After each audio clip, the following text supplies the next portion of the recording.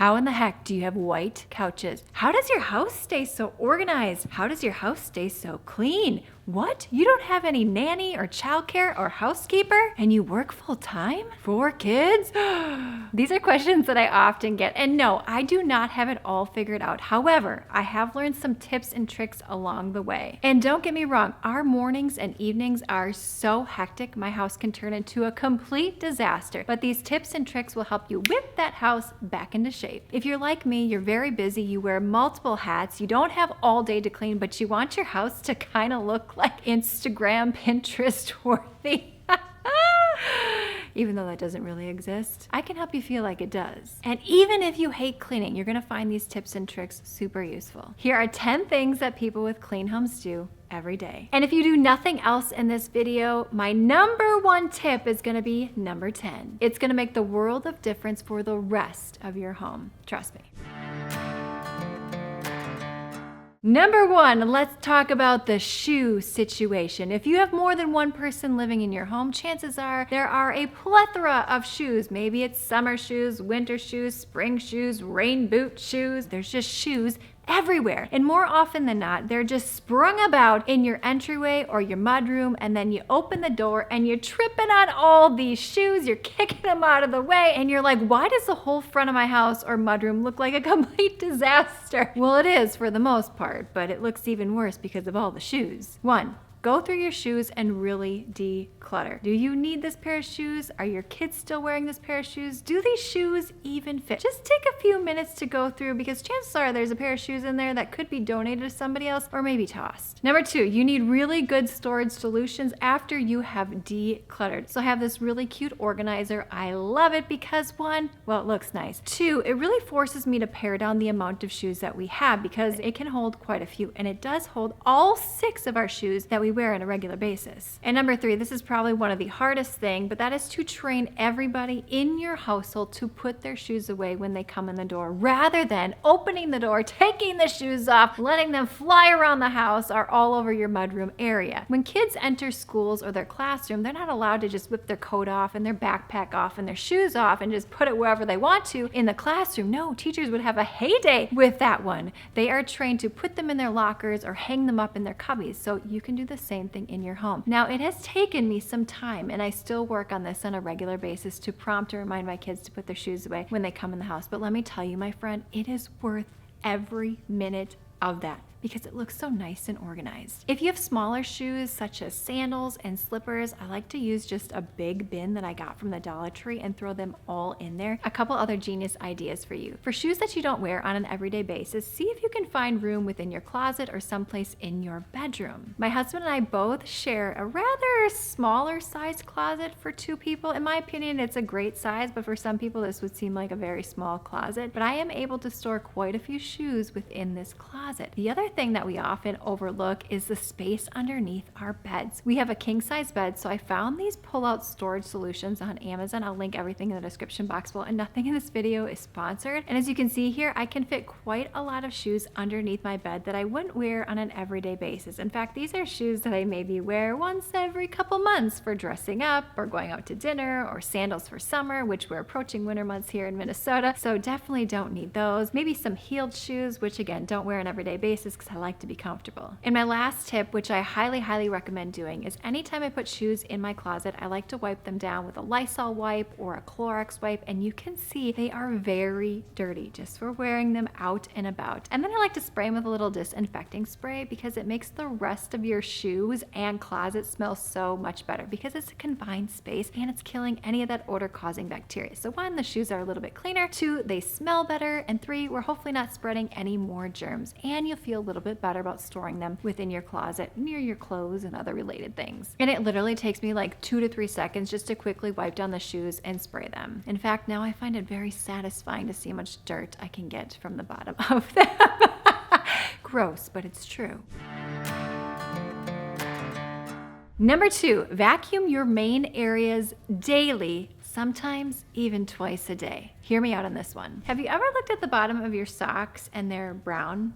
I know, and you're like, why? Are my floors really that dirty? I just cleaned them. How could this be happening? Or maybe you've gone over to somebody else's house with your socks and you came home and you're like, oh my word, what is on those floors? Or maybe you're noticing that your house is dustier and seems to get dirtier faster. This is why you want to vacuum those high traffic areas on a regular basis. When you come into the house, there's stuff from outside, there's dirt, there's debris, and then it gets tracked all throughout your house throughout the day as people move in and around and past this area. And sooner or later, you're in your living room and you're stepping on a rock that came in from your garage. If you have a dog, this is also especially important because they're going outside and then they're bringing all that stuff from outside back into the house. And with 4 small kids, I mean, there are crumbs everywhere in our kitchen. So I have to vacuum, otherwise we would have ants, let alone food, like all over the carpeting, because it just moves around as people move throughout the home. When you vacuum on a regular basis or sweep, depending upon what type of floors that you have, your carpeting is likely to stay whiter and brighter, or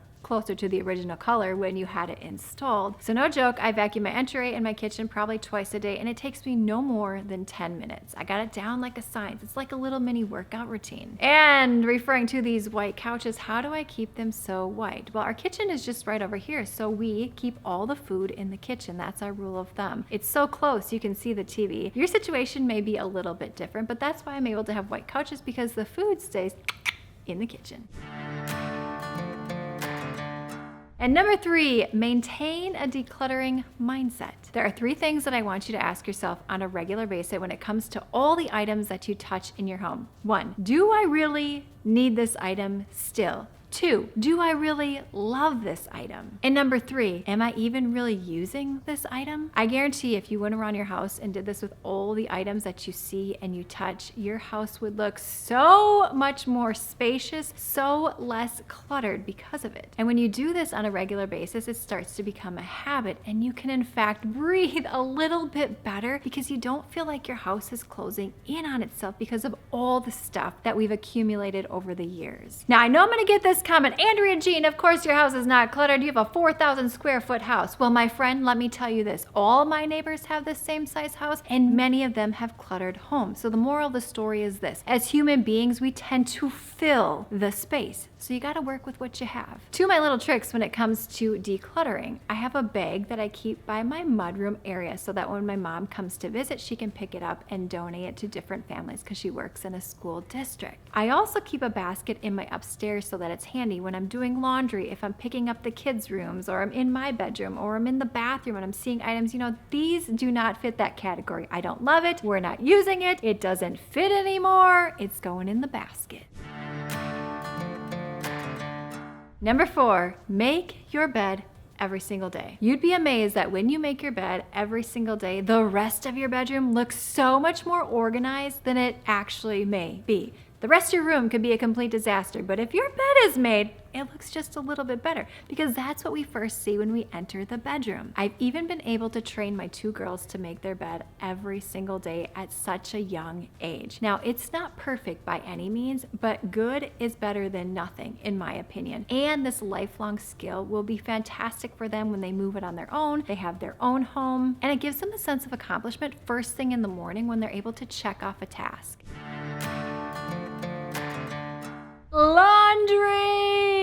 I have a same day rule. Now, that doesn't mean that you need to run a load of laundry every single day. As a family of 6, we tend to have 1 load of laundry every day. And we are in multiple activities. My husband plays hockey. I run a fitness channel here on YouTube. So we're having multiple outfit changes, and that includes towels. So about 1 load a day. Now, rather than letting it build up or waiting until the weekend, here's what I recommend. Run a load of laundry whenever you have enough for a load. And here's what often happens. People have no problem putting that laundry in the washing machine. I'm guilty of this. Transferring it to the dryer, and then it just sits in the baskets for days and weeks on end. I'm guilty of that. Let me know in the comments box below if you can relate. The problem with that is people are scrummaging through laundry baskets trying to find clothing, so it's not an efficient use of time. And number 2, the clothes tend to get real wrinkly, so you have a thought. Do I just walk around with the wrinkles? Do I spend time steaming it? Or 3, do I waste time and money rewashing this item again, hoping that I will pull it out of the dryer fast enough so that it doesn't have the wrinkles. Same day rule.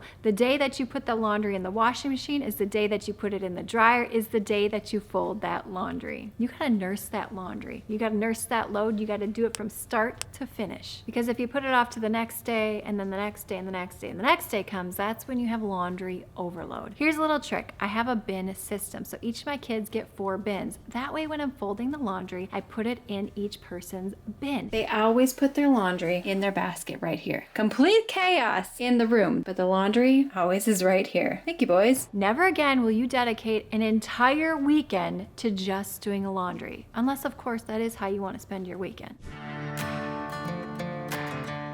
Papers everywhere, in the desk, in the kitchen, in your entryway. There's just paper, paper, paper, paper. And if you're not careful, these papers can take over your entire house, and then you just want to forget about all of it because where do you even start? I have 2 solutions for you. When you get the mail from your mailbox, as you grab it out of that mailbox, I want you to start sorting it. Is this something you're gonna toss? Is this something that you're gonna keep? Is this something you're opening now? And believe it or not, most of the mail comes, at least in my mailbox, I can actually throw away, and it's junk anyway. Number 2, kids' papers. With 4 kids, there are a ton of papers and artworks and projects that come in those backpacks. So immediately when they get home from school, we open up the backpacks and we see what sort of papers are we gonna keep? Are we gonna toss? Is this something that I need to hold on to for a later day? And I have this little file folder that I keep towards our mudroom area, and it's for things that I need to hold on to for just a little while. And then every week I like to go through it and just make sure, do I still need this item anymore? Is this something that I can toss? Have I addressed the school related need? That way you're never overwhelmed by all of your kids' papers. The refrigerator. Now here is my refrigerator before I've organized it as a family of 6. Now most refrigerators that I look in are so cramped. They are busting at the seams, and like nothing else can fit in that refrigerator. And chances are it's because there are some expired items. Oh, this is definitely expired of December of 2023. I believe we're nearing 2025. So here's my solution for you. Every night when you're cleaning down your kitchen, you're picking up, just open your refrigerator really quick and just see, oh, are these some leftovers that have expired and nobody's gonna eat? Is this a bottle that needs to be tossed because again, that's expired? Can I organize this just a little bit better? Taking inventory, wiping everything down. That way the next day when you open your refrigerator, it looks so nice and clean. You have a fresh start to the day. Organizing my refrigerator took me about 10 minutes, and can I just say, it looks like there's almost nothing in my refrigerator at this point. The only thing that I would probably add to it is some fresh produce, which I'll get a little bit later today.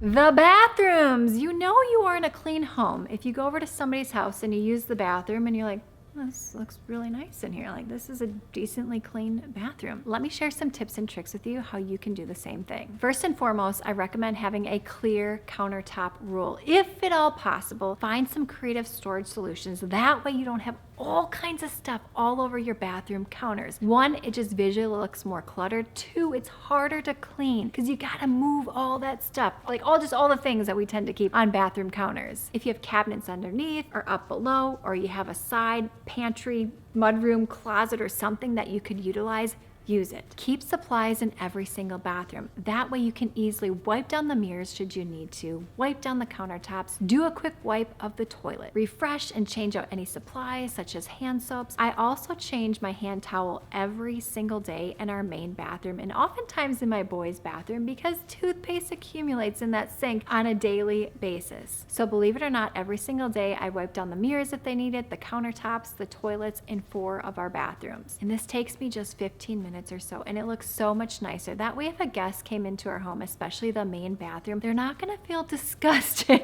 by using my toilet, especially with 2 little boys, if you know what I mean.